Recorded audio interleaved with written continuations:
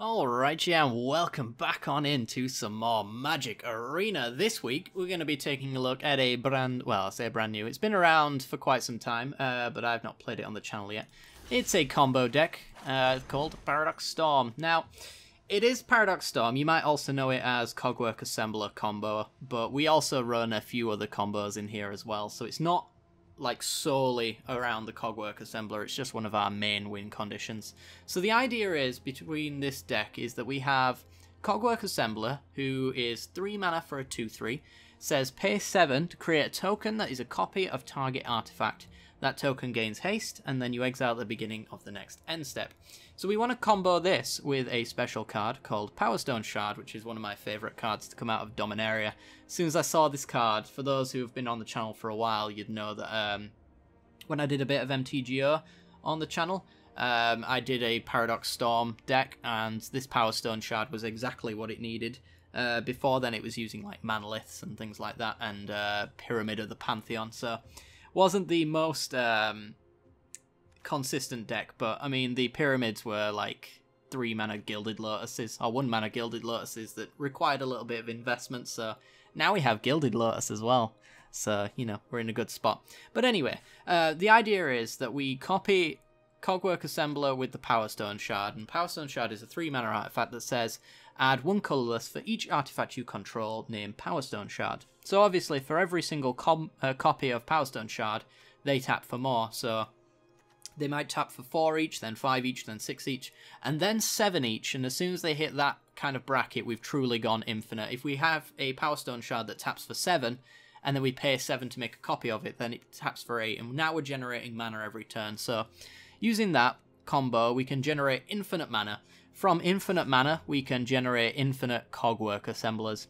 If we feel like the opponent is running maybe Settle the Wreckage, which means that infinite combo Cogwork Assemblers isn't going to do it, because they'll just exile it, not only could we just win next turn, but if it really comes down to it, what we could do then is use our infinite mana to draw, make infinite Prophetic Prisms, draw our entire deck, and find Banefire. And Banefire is a red and an X for a sorcery speed, deals X damage to any target, and if X is 5 or more, it can't be countered, and the damage can't be prevented.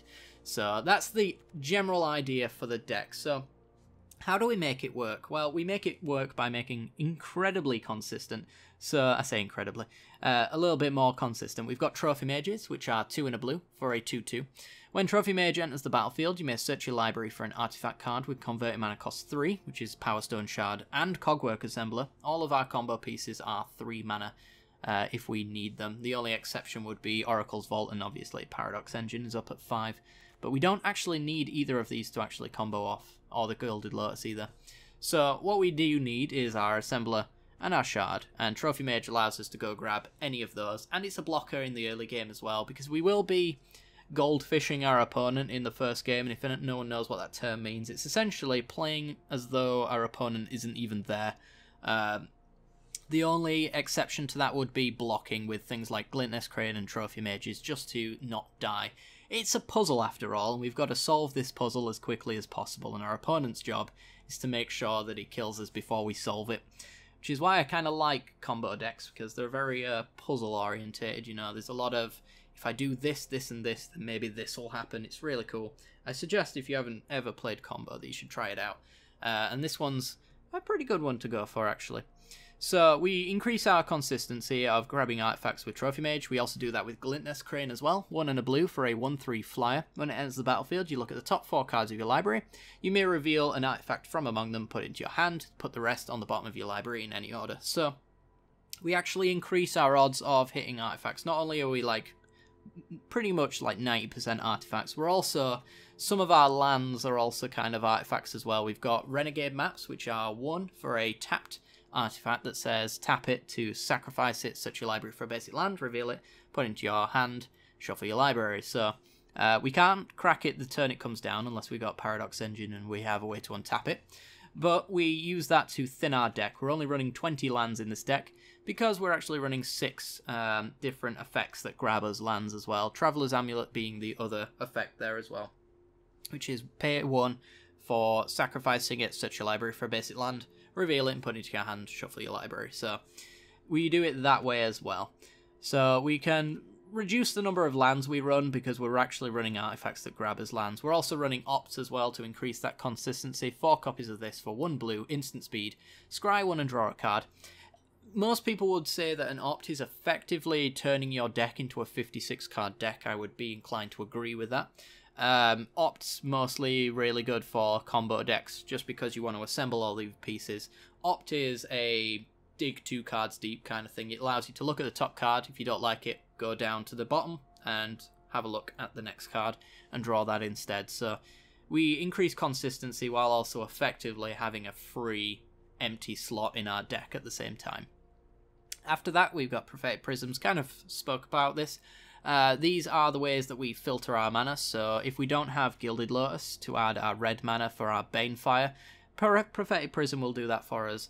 Also, it allows us to filter for that 3 blue on Whir of Invention. Whir of Invention is the glue that makes this deck work. So this deck won't be around for a very long time, which is why I kind of want to really play it. I'm trying to focus on Kaladesh and Aether Revolt decks at the moment to make sure that I get all of the decks that I ever wanted to play on the channel out there at the time. So Whir of Invention, this Paradox Engine combo, is one of those that I wanted to play on the channel at some point. But 3 and a blue for an X. It has Improvise, which means your artifacts can help cast this spell.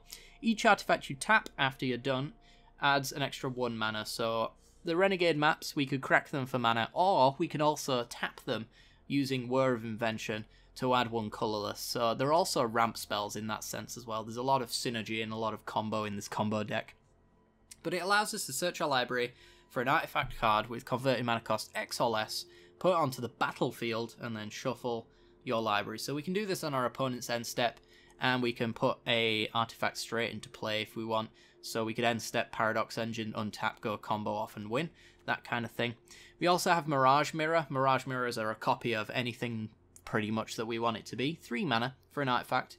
You pay 2, Mirage Mirror becomes a copy of target artifact, creature, enchantment, or land until the end of the turn. So we could use this defensively. We can copy our opponent's things if we want to use those, such as maybe like even main deck. We can copy our opponent's Scarab God and just start stealing creatures out of their graveyard, like Champion of Wits, to draw our deck and things like that. But mostly what we want to be doing with Mirage Mirror is using it as an honorary Power Stone shard. So we can pay 2 to copy Power Stone shard, which then means Mirage Mirror taps for bare minimum 2. So that effect is free as long as you have the mana initially to pay for it. But in that sense, it's not only free, but it actually adds 1 mana to the Power Stone shard. So we go from adding 1 mana to 4 mana that way as well, which is kind of nice. But yeah, we want to be using that in that sense as well. We have 1 meme copy of Chaos Wand. Now, I don't know if this card is necessarily the best thing for this deck, but it sure as hell is funny and can win the game on its own on occasion as well. 3 mana for an artifact, so we can grab it with Trophy Mage. We can pay 4 and tap it. Target opponent exiles cards from the top of their library until they exile an instant or sorcery card. You may cast that card without paying its mana cost. Then put the cards that weren't cast this way on the bottom in a random order. So we can cast our opponent's entire deck as far as instants and sorceries are concerned with Chaos Wand. If we have Paradox Engine out and 2 Power Stone shards, we can do that infinitely and we can completely empty our opponent out of instants and sorceries. So if we're playing up against Control, we can activate Chaos Wand in response to their counterspell to potentially hit a counterspell of their own and just enter a counter war in the main deck. We could also, if our opponent's running maybe a creature deck, but they're also running removal as a side option, we can hit that removal to kill their creatures. If they're running a burn deck, we can just straight up kill our opponent by casting all of their burn spells and pointing them at our opponent's face. We could maybe 20 them if we're playing against something like Wizards, which is running a lot of Shocks, Lightning Strikes, and Wizard Retorts. Not Wizards Retorts, sorry, Wizards Lightnings. So we can do a hell of a lot of fun stuff in this thing. It's not the most powerful card in the world. Honestly, if you wanted to add 1 more piece of anything to make it more competitive, you could cut Chaos Wand. You could also cut Oracle's Vault in that same fashion, but I really like Oracle's Vault. This is actually kind of a little bit of a nostalgia trip for me, honestly. It pays 4, and it plays 2 to tap to exile the top card of your library. Until the end of the turn, you may play that card, and you put a brick counter on Oracle's Vault. If you get 3 or more brick counters, then the tap is free to do, and the card that you hit off Oracle's Vault is also free to cast. Now, free to cast and Paradox Engine go very, very nicely together. So, eventually what we could do, if we have enough card draw and untaps, we can go infinite with Oracle's Vault. It's another way of us finding our Banefire and casting all of our stuff and going infinite that way. It's a fun way to do that. So we can tap it to get a card. We play that card for free, which untaps everything, which untaps Oracle's Vault. So we tap it to get a free card. We keep doing that over and over and over again until we've drawn our entire deck, found our Banefire, got an infinite mana because we'll be drawing in Power Stone Shards as we go, and just win that way as well. We've also got One with the Machine, adds a nice little bit of consistency to the deck. It can be a little hit or miss sometimes, which is why we're not running 4 copies of it, but 3 in a blue. For a sorcery speed, you draw cards equal to the highest converted mana cost among artifacts you control. That is most likely, unless we're copying things with Mirage Mirror, it's most likely going to be 5. So a 4 mana draw 5 cards will probably win us the game on the spot. It's just insane card advantage, and this deck is consistent enough that even if we don't hit the pieces, like Paradox Engine, we'll probably find a way of finding them. So we'll draw like Whir of Invention or something like that. It's also really nice if we've got the Paradox Engine in play as well, because it's practically free. It just costs us 1 blue mana. If we had the Gilda Lotus and the Power Stone Shard, then it's literally free to cast with the Paradox Engine in play. So it's very fun. Gilda Lotus is our way of getting extra mana that way. It's an honorary Power Stone Shard, however it can't go above 3 mana per turn unless you're untapping, but even then, like, Power Stone Shards can add way more than that in an untap. So we're just here to ramp quite nicely with Gilded Lotus to make sure that we've got our blue mana to keep going with our combo. So that's essentially the combo. We also have 2 copies of Venice Faeries. This is pretty much a auto-include in any artifact deck. So legendary land, at the beginning of your upkeep, if you have 3 or more artifacts, you gain 1 life. So those early game artifacts start gaining us life, allowing us to survive in the early game. Taps for colourless mana, which is meh. And the pay 4 on this one is very important. Sacrifice in Venice Faeries, search your library for an artifact card, reveal it, and put it into your hand. Shuffle your library. You can only do this if you have Metalcraft, or 3 or more artifacts. I don't know why they don't use Metalcraft on this one, because it is Metalcraft. But essentially, in Venice Faeries, any card in our deck once we've got our board established, so we can go grab our Paradox Engine on end step and then cast it on our turn, that kind of thing. 2 copies of Zalfrin Void as well to allow us to scry. We are a combo deck after all. I used to have 4 copies in this, but I recently changed the deck up a little bit so that we had a sideboard option that was better, because mono blue does tend to have a little bit of trouble with early game aggression, so I thought splashing a little bit of black into this deck might actually make it a little bit more consistent. I don't know if we want to splash red, because I don't know. The duresses are very nice for against control, that kind of thing. But yes, we're running 2 Fetid Pools, 4 Drowned Catacombs, and 2 Swamps. 2 Swamps can be grabbed with the Traveller's Amulets and the Renegade map. It's good practice to have basics equal to the mana symbols that you might be grabbing. So 2 Swamps here is quite nice. But other than that, these mostly will come into play untapped. Fetid Pools can be cycled in the late game to find our combo pieces, so this tap land isn't really hurting us too much. And we have 8 islands as well. Mostly everything is colourless though, so we shouldn't really be pinched on mana all too much at all. As for sideboarding, we've got Sentinel Totems to cut off Graveyard Hate. 1 mana to scry, so it helps our combo, but it also taps to exile all cards from all graveyards. So in response to a Scarab God, we can crack it. In response to a Torrential Gearhulk, we can crack it.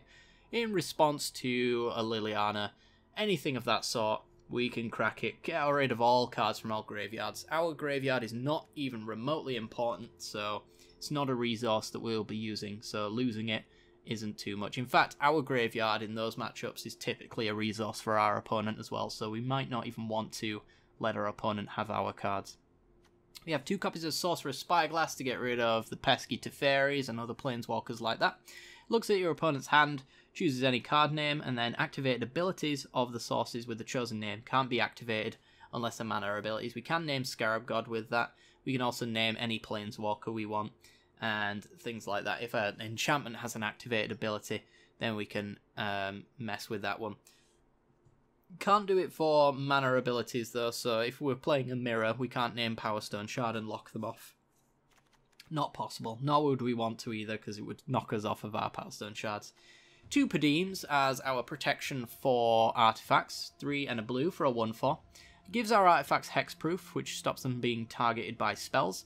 And then at the beginning of our upkeep as well, if you control the artifact with the highest converted mana cost, or tied for the highest converted mana cost, you draw a card. So we're almost certainly going to be triggering that every turn. Most players don't play artifact decks, so, you know, we might just need a Renegade map in order to trigger that second part of his deck.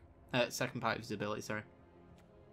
2 copies of Yeheni's Expertise for creature matchups in the early game. So 4 mana, 2 and 2 black. It's kind of resource intensive. The black mana is a little bit problematic, but the payoff is quite nice. All creatures get -3/-3 until the end of the turn, so it kills most stuff around turn 4. And then you may cast a card with converted mana cost 3 or less from your hand without paying its mana cost. So the problem with having like board wipes and things like that is we don't really want to be slowing ourselves down at the same time while we're answering our opponent's board. We want to be progressing our board while also getting where we want to be. So Yeheni's Expertise, his second ability, is really key here because it allows us to cast a hell of a lot of stuff in our deck, which will actually progress our board to maybe a winning state the following turn. So Yeheni's Expertise on 4 isn't really slowing down our combo all that much, and it gives us so much survivability as well. Speaking of, we have Battle at the Bridge. So for black and an X, we have Sorcery Speed, Improvise, which is the same as War of Invention. We can tap our artifacts to pay extra. Target creature gets -X/-X until the end of the turn, and you gain X life. So the life gain is good for aggro matchups. The -X/-X is really good for indestructible creatures, because if they have no toughness, then they do not exist. So yeah, that will kill Hazarets and things like that, so it's really nice. The life gain is going to be life-saving as well. It was a brilliant card. Don't have 4 copies of this one because I didn't really want to spend too many wild cards on this one. But yeah, that's essentially the list, guys. If you want to see the matches, to see this deck in action, because I think it's a little hard to understand how this combo goes infinite without actually seeing it yourself, so be sure to check out the matches. Watch the first match if I end up winning, and that'll give you a good idea of how the combo works, and I think it'll answer all of your questions. But if you have any further questions, then be sure to leave them down in the comments section below. It is a little bit of a confusing deck, this one. It's not easy to pilot either, so I would not recommend it for a beginner.